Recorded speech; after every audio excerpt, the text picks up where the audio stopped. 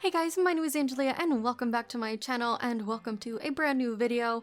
This isn't going to be our typical 100 baby episode. Instead, this is going to be about the things that I have learned personally while playing the 100 baby challenge that hopefully can help you if you're just starting it or you need a refresher. I don't know, whatever your situation is. So we are here with my 100 baby household to demonstrate all the things that I have learned. Okay guys, so one of the first things that I have learned is there's going to be nightmares. There's going to be the monsters under the bed. They're kind of annoying, especially when you just want your kids to sleep and you don't want to deal with them waking up everyone in the household.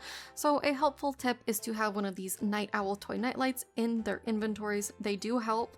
I also have a mod for like a little defender guy who sits next to the bed. You can also get the lights that sit on the wall that I don't know if I actually have in this bedroom, but there is the defender light that you can find in build by mode and put them above the bed. Put them all over the rooms to help with nightmares and things like that because they're very frustrating. The next thing I want to address in terms of toddlers are the high chairs. Do not buy high chairs. Under no circumstances should you buy a high chair. I learned this the very first time I attempted the 100 baby challenge back in the day, and my toddler almost got taken away because they just kept putting them in and out of the high chair and never actually fed them, and the kid was starving. So 10 out of 10, I do not recommend using the high chair. On the same note, it might also be helpful to keep some fruits and veggies and just other various foods that aren't going to perish in your toddler's inventory and some of your kids' inventory even, or just pop them in the fridge. It's easy for them to grab and to eat. It boosts their mood because it is fresh. So if you could look down here at her little moodlet, better than expected from eating a harvestable, it helps to kind of keep them in a better mood, especially if they're a sim that's prone to being in bad moods. Like one of my teenagers currently likes to be in a bad mood constantly, so it does help a little bit in terms of moodlets. And here's Wyatt fixing the sink because he's a good kid. So yeah, another thing, and regarding toddlers, have them do the interaction called watch with other sims because it actually helps their thinking skill quite a bit, and thinking is actually a really great skill for your toddlers to have, not only because you need it to age them up, but they get some benefits from it. I believe they respond to certain things a little bit better than toddlers who don't have that high of a thinking skill. So I do highly recommend getting that guy up there, but also, again, it's a quick way to get that skill up. Another really quick way to gain, I believe it's imagination skill, is to, simply have your matriarch read to the kids. When they're reading, they're listening. And it boosts their imagination pretty quickly, and it boosts, family morale and has them bond a little bit better with one another, and I think that's great. So another thing that I want to address are the lot traits that you put down for your house. So when I first started this challenge, we did not have tiny living, so I couldn't actually make a tiny house.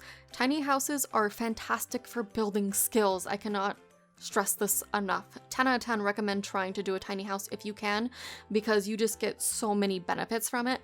But if you're in the case like me and you want a bigger house, lot traits are going to be your next best option. So I have Child's Play, Good Schools, and I do currently have On Leyline, which I might actually change to be something else. But there are so many other things that you can do, but definitely have these two because they're great for helping with homework and boosting those things. The other thing I would probably do would be Study Spot. It's going to be helpful with education and help them complete their homework longer and stuff like that. And it also does help to enjoy a nice little skill building extra from that lot trait. So 10 out of 10, there are a few of them that are really great. This one helps with logic and stuff like that. So definitely take a look at the lot traits, decide which ones you think would be best for your particular family and matriarch, and implement those for sure. So another thing that we need to talk about are the reward traits. Reward traits are super important. Blake doesn't currently have any, but we do make use of the potions quite a bit. I'm sure you have seen me use the sleep replacement potion quite a bit. They're fantastic to have. But 10 out of 10, if you get enough points, definitely do Seldom Sleepy, or if you can save up to 10,000, then they never have to sleep. But it's very helpful in terms of taking care of the kids and making sure everything gets done, because this house can be very chaotic at times. Another great thing to have, which is what I wound up spending all of my rewards points on, was the money tree, which also will bring me to my next point in terms of making money, is that gardening is fantastic. I know a lot of people go for painting and, writing and stuff like that, which is great, don't get me wrong, but they're also very time consuming, and gardening can be very pardon the pun, it can be very fruitful early on. Even if your sim doesn't have a great gardening skill, you can earn quite a bit of money. A big tip is to look out for the romance festival, especially if it comes in spring or summer. Go there and definitely harvest the birds of paradise and bring them home and plant those as soon as possible. Birds of paradise give you so much money. Another thing that gives you money is obviously the dragon fruit, which we do have right here. I'm pretty sure we got this fairly early on for Blake. So look out for birds of paradise and dragon fruit. You will not be disappointed. They're super helpful. If you can't find dragon fruit in the world, you can indeed splice some things together and get that going for you. So another quick thing that I want to mention about the reward store, here's the cool thing. You don't necessarily need to use just your matriarch's reward points. You can use the kids, because chances are they probably have quite a few built up. So buy some potions, buy a few things that you think will be helpful, and then just give them all to your matriarch. Because eventually these kids are going to move out, but she can keep using those potions. And if she's getting close to like the end and you're about to transfer to a new matriarch, she can just give it to her as well. So another tip that this one I cannot stress nearly enough, have plenty of bathrooms. I've seen some where they only have like 1 or 2 bathrooms for the 100 baby challenge. You can't do that because inevitably people are going to have to use the bathroom at the same time. They're going to need a shower, things like that, and you're just not going to have enough. So a great thing that I have done, personally, I think it's a great idea. Let me go ahead and turn on these lights. I created bathrooms, but I made individual stalls. So as you can see here, they all have their separate doors. So that means 3 of my kids can be using the bathroom and like 2 of them can be showering all at the same time, and there will be no privacy violations. So I have a bathroom like that upstairs, and I have a bathroom like that downstairs right here. I may even put in a 3rd bathroom like that down here in the basement. I can't stress enough how important it is to have plenty of bathrooms. And on that same note, have a few fridges. So we have the main fridge here, and I also have a mini fridge upstairs in the teens room right here. I may also end up putting in a few others because, again, it's super helpful to have a few of them to be able to go and grab food from, so they're not all running into each other and be like, no, I can't go in the fridge because my sister's at the fridge. How am I supposed to grab my food? You know, they do the little hand wave thing and they can't actually eat, and then everyone's starving and it's mayhem. Have a few fridges laying around the house. Trust me, you will not regret it. So my next tip, with your infants, lock the door to the room that they are in, because 9 times out of 10, someone's going to wander in there. Patchy does this to me a lot, and he stands in the way. He's trying to cuddle them and stuff like that, and it's not helping, and then the baby's getting upset. I'm getting upset. Lock the door to just your matriarch.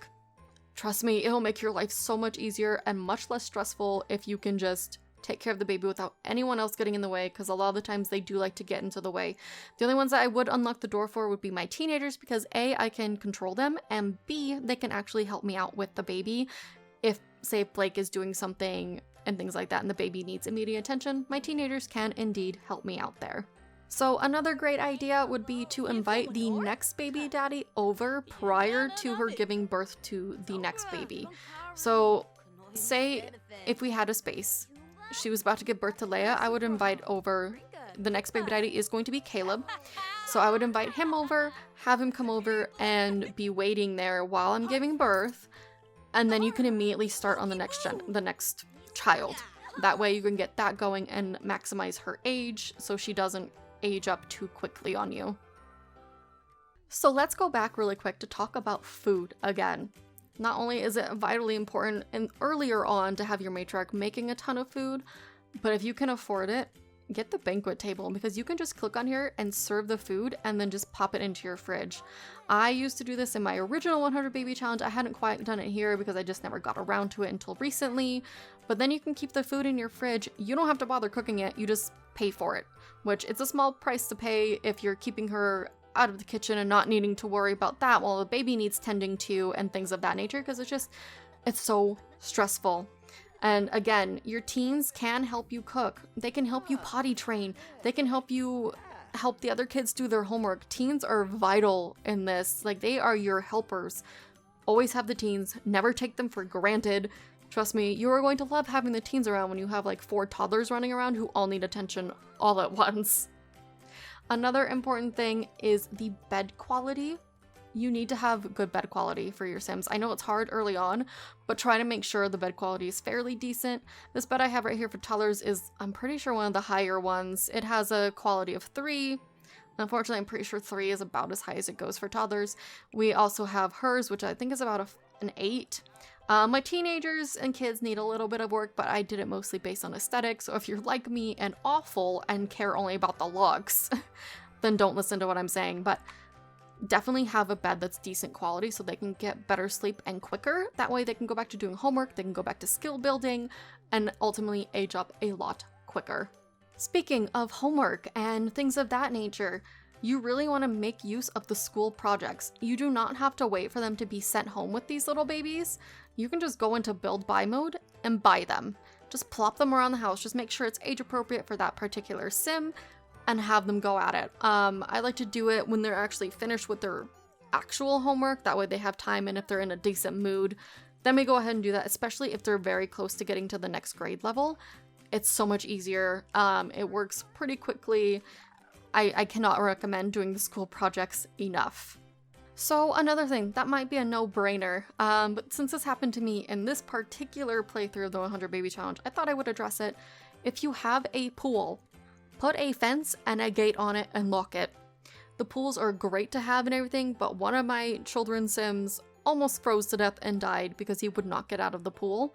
He was a teenager at the time. If you guys remember, it was Han. He just would not get out of the pool and he almost froze. He was blue. So be sure to lock that. I mean, in real life situations, you would obviously lock it.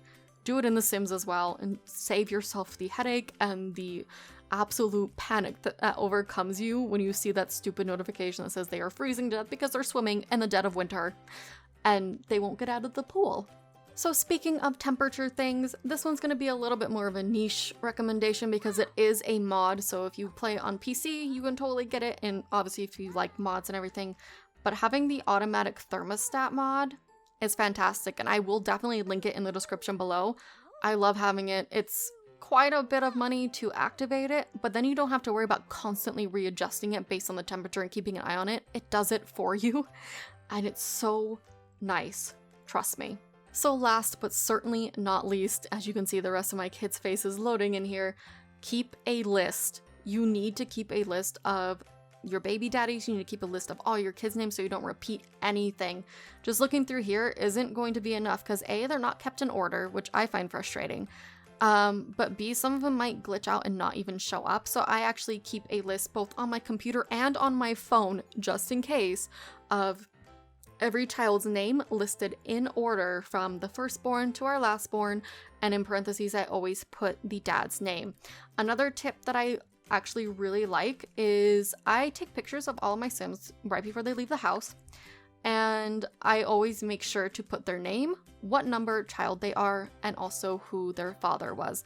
That way, A, I can keep track of it in-game as well, and it's a nice little memento to kind of pass down through the generations and keep it going, keep building these walls and seeing how far you have come. So that's it for my helpful list and things that I personally have learned from the 100 Baby Challenge. It's a pretty fun challenge. It can be very stressful at times, do not get me wrong. But again, there are certain things that can make your life considerably easier in this challenge, you know, getting certain traits up and things like that. So definitely keep these in mind if you're struggling or you're just getting started with the 100 Baby Challenge. But yeah, let me know what your favorite thing to do in the 100 Baby Challenge is. What tips did I miss? What do you know that would help me as well? I would definitely love to know because, again, this challenge is going to be going on for quite some time. And as you can see, we have a missing toy situation that just popped up. But thank you guys so much for watching. I hope you enjoyed this video. I hope it was helpful. I hope you have a magical day, and I will see you guys next time. Bye!